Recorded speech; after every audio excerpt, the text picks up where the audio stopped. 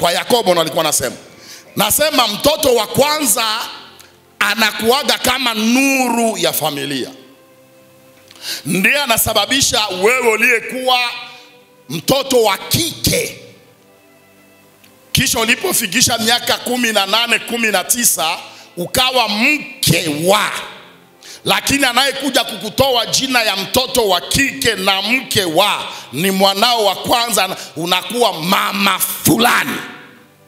Kwa hiyo anapokelewaga kama kanuru fulani kwenye familia, ambayo usiku akakooa baba na mama wote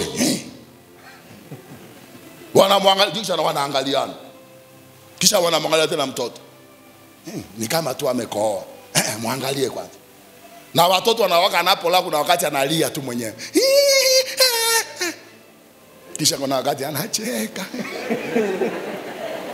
Lakini sababu ni wa kwanza, movement yote ile, macho yetu yako pale, amecheka. Mbona analia? Ni usingizi tu. Wa pili tumeshazoea. Ndio na kwa mama fulani tunasikia mtoto analia, kama muangalie kule. Wa kwanza tulikuwa tunamwangalia wote, inakuwaje wa pili inakuwa mimi? Sasa Ruben alikuwa mzaliwa wa kwanza wa Yakobo, kwa hiyo alikuwa kama nuru ya Yakobo. Na katika Biblia, cha ajabu, ukasoma kitabu cha Mwanzo, kitu cha kwanza kuumbwa ni nuru.